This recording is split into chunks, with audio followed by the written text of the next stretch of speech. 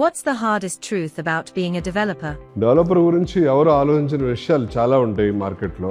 Developer right from the beginning ఒక ప్రాపర్టీని identify చేసి ల్యాండ్ని దాన్ని లీగల్ చేయించే కాడి నుంచి మొదలుపెట్టి రకరకాల అనుమతులు పొందిన తర్వాత దానికి ఫీజు కట్టి బిల్డింగ్ మొదలుపెట్టి బిల్డింగ్ కన్స్ట్రక్షన్ చేసి డెలివరీ చేసిన తర్వాత వచ్చే సర్వీస్ ఇష్యూస్తో సహా ఎన్నో విషయాల్లో ఎన్నో జాగ్రత్తలు తీసుకోవాల్సి ఉంటుంది.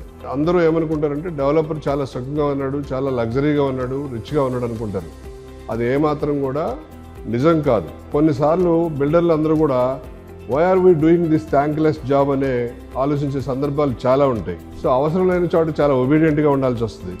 అవసరం లేని వారికి కూడా నమస్కారం పెట్టి వాళ్ళ ముందు నుంచుని మనం పని చేయించుకోవాల్సిన పరిస్థితి వస్తుంది.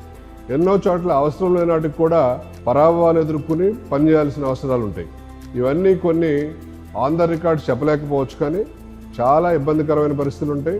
ఒక పర్మిషన్ పొందాలంటేనే ఒక పెద్ద యుద్ధం చేసినట్టు మనం భావించాల్సి వస్తుంది. Right from the registration card నుంచి, తర్వాత ఇరిగేషన్ ఎన్ఓసి, తర్వాత ఎన్విరాన్మెంటల్ క్లియరెన్సు, అలాగే ఎయిర్పోర్ట్ అథారిటీ, ఫైర్ అథారిటీ, అలాగే బిల్డింగ్స్ అథారిటీ, తర్వాత రెరా పర్మిషన్ ఇవన్నీ పొంది కన్స్ట్రక్షన్ చేసి ఎన్నో సవాల్స్ని అధిగమించి డెలివరీ చేయడం అనేది చాలా కష్టతరమైన విషయం. కొంతమంది ఆఫ్ ద రికార్డ్స్ అంటూ ఉంటారు ఇట్స్ ఎ డాంకీ జాబ్ అని.